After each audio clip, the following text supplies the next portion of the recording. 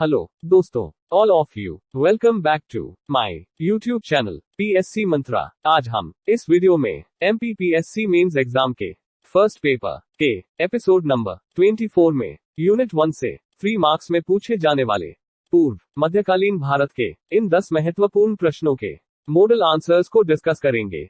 दोस्तों, प्लीज आप इस वीडियो को एंड तक जरूर देखिएगा। तो चलिए हम इस वीडियो को जल्दी से स्टार्ट करते हैं और देखते हैं आज के इस वीडियो के फर्स्ट क्वेश्चन को।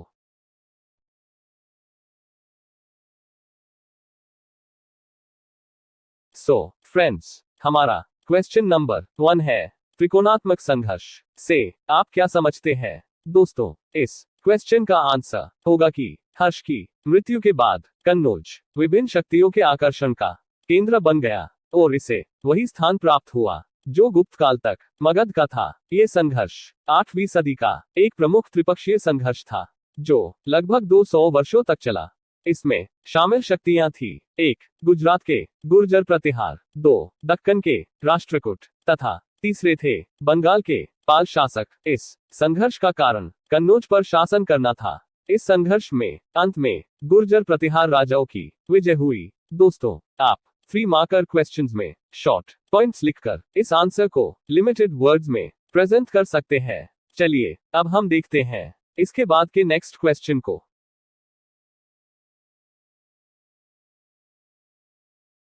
दोस्तों, क्वेश्चन नंबर 2 है धर्मपाल कौन था? इस क्वेश्चन का आंसर होगा कि पाल वंश का सबसे महान शासक धर्मपाल था। इसने उत्तर पथ स्वामिनी की उपाधि धारण की। विक्रमशिला विश्वविद्यालय की स्थापना इसी ने की थी। धर्मपाल बौद्ध धर्मावलंबी था। दोस्तों, आपको इस आंसर को इसी प्रकार से फैक्ट्स लिखकर सॉल्व करना है।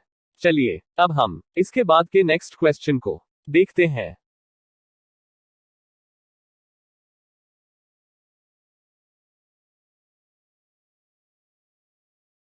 फ्रेंड्स, हमारा क्वेश्चन नंबर 3 है मिहिर भोज कौन था? दोस्तों, इस क्वेश्चन का आंसर होगा कि मिहिर भोज गुर्जर प्रतिहार वंश का सबसे शक्तिशाली शासक था। इसने कन्नौज को अपनी राजधानी बनाया। अरब यात्री सुलेमान इसी के शासनकाल में भारत आया था। इसके राज्य का विस्तार नर्मदा के उत्तर में और हिमालय की तराई तक तथा पूर्व में वर्तमान बंगाल की सीमा तक माना जाता है। दोस्तों, आपको शॉर्ट फैक्ट्स लिखकर अपने आंसर्स लिखना है। चलिए अब हम देखते हैं इसके बाद के नेक्स्ट क्वेश्चन को।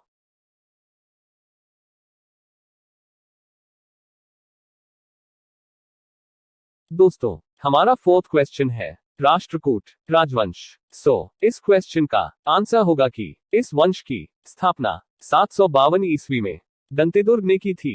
राष्ट्रकूटों की राजधानी मानकेर या मान्यखेत थी। इस वंश के प्रमुख शासक निम्न थे। 1. कृष्ण प्रथम एलोरा के प्रसिद्ध कैलाश मंदिर का निर्माण इसी ने करवाया था। 2. ध्रुव या धारावर्ष प्रथम राष्ट्रकूट शासक था जिसने कन्नौज पर अधिकार करने हेतु त्रिपक्षीय संघर्ष में भाग लिया और प्रतिहार नरेश वत्सराज एवं पाल नरेश धर्मपाल को पराजित किया। इसके अलावा इंद्र तृतीय के शासनकाल में अरब यात्री अल-मसूदी भारत आया। राष्ट्रकूट वंश का अंतिम महान शासक कृष्ण तृतीय था। महाराष्ट्र राज्य में स्थित एलोरा एवं एलिफेंटा के गुहा मंदिरों का निर्माण राष्ट्रकूटों के समय ही हुआ था। दोस्तों, इस प्रकार से इस क्वेश्चन के आंसर को आप मिनिमम वर्ड्स में लिखकर प्रेजेंट कर सकते हैं। चलिए अब हम देखते हैं इसके बाद के नेक्स्ट क्वेश्चन को। माय डियर फ्रेंड्स, हमारा क्वेश्चन नंबर 5 है उत्तर मेरूर अभिलेख। दोस्तों, इस क्वेश्चन का आंसर होगा कि ये शिलालेख तमिलनाडु में स्थित है जो एक मंदिर की दीवार पर खुदा है। इसे चोल शासक परांतक प्रथम ने उत्कीर्ण करवाया था। स्थानीय स्वशासन चोल काल की मुख्य विशेषता थी। इसका विवरण उत्तर मेरूर के इस अभिलेख से मिलता है। इन अभिलेखों में 3 प्रकार की सभाओं और सभा या महासभा तथा नगरम का उल्लेख मिलता है। साथ ही बलनगाय एवं इदनगाय के रूप में सामाजिक विभाजन की जानकारी भी मेरूर के इस शिलालेख से मिलती है। दोस्तों, आपको इस क्वेश्चन के आंसर में जहां तक हो to the point and short way में फैक्ट्स लिखकर इसे कंप्लीट करना है। Let's we have to see the next question after this.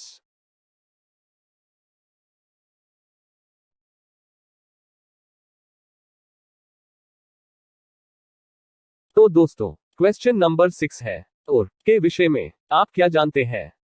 इस क्वेश्चन का आंसर होगा कि चोलकालीन अभिलेखों उत्तर मेरूर आदि से स्थानीय स्वशासन के विषय में विस्तृत विवरण मिलते हैं। इन अभिलेखों में 3 प्रकार की सभाओं का उल्लेख मिलता है। ये है 1 और 2 सभा या महासभा एंड 3 है नगरम। यहाँ पर और सर्वसाधारण लोगों की सभा थी जिसमें ग्राम तथा नगर दोनों शामिल थे और शब्द सामान्यतः पुर या नगर के लिए ही प्रयोग किया जाता था और का संचालन किसी भी गांव के वयस्क पुरुष करदाताओं के द्वारा किया जाता था। इसकी कार्यकारिणी समिति को आलुम गणम कहा जाता था। दोस्तों इस तरह से आपको सीधे फैक्ट्स लिखकर इस आंसर को सॉल्व करना है। चलिए अब हम देखते हैं इसके बाद के नेक्स्ट क्वेश्चन को।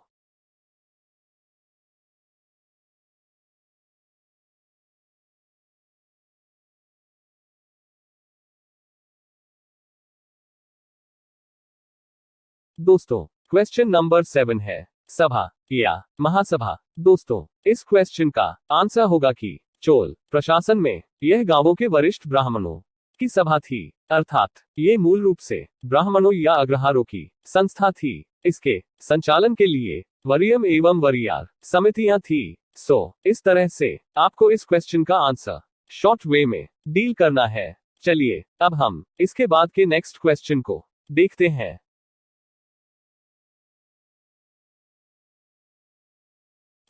फ्रेंड्स हमारा क्वेश्चन नंबर 8 है नगरम। दोस्तों इस क्वेश्चन का आंसर होगा कि चोल काल में ये व्यापारिक समुदाय की सबसे महत्वपूर्ण प्रशासकीय सभा थी। तत्कालीन अभिलेखों में नगरम का उल्लेख व्यापारिक केंद्रों के प्रबंधन कार्य के लिए किया जाता था। इस संस्था में मुख्य रूप से व्यापारियों को ही शामिल किया जाता था। दोस्तों इस तरह से आपको इस क्वेश्चन का ये answer short and simple way में सॉल्व करना है। चलिए दोस्तों अब हम देखते हैं इसके बाद के क्वेश्चन नंबर 9 को।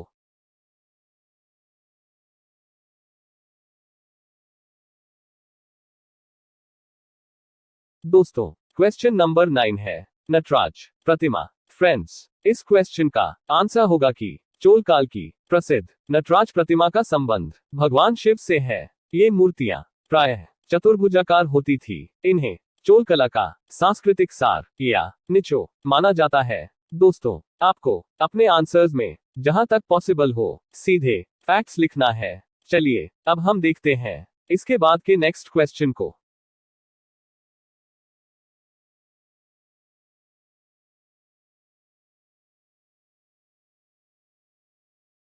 दोस्तों हमारा क्वेश्चन नंबर 10 है विजयालय कौन था? इस क्वेश्चन का आंसर होगा कि विजयालय चोल वंश का एक प्रमुख शासक था। इसे चोल साम्राज्य का दूसरा संस्थापक भी कहते हैं। इसने पांड्य साम्राज्य के शासकों से तंजौर या तंजावुर को छीनकर उरयूर के स्थान पर तंजौर को अपने राज्य की राजधानी बनाया। तंजौर को जीतने के उपलक्ष्य में विजयालय ने नरकेसरी की उपाधि धारण की थी। इसका शासनकाल 850 से 875 ईस्वी के मध्य रहा था। दोस्तों आपको ऐसे क्वेश्चन के आंसर्स को सीधे फैक्ट्स लिखकर कंप्लीट करना है। दोस्तों इसी क्वेश्चन के साथ हमारा आज का ये वीडियो भी यहाँ पर कंप्लीट होता है।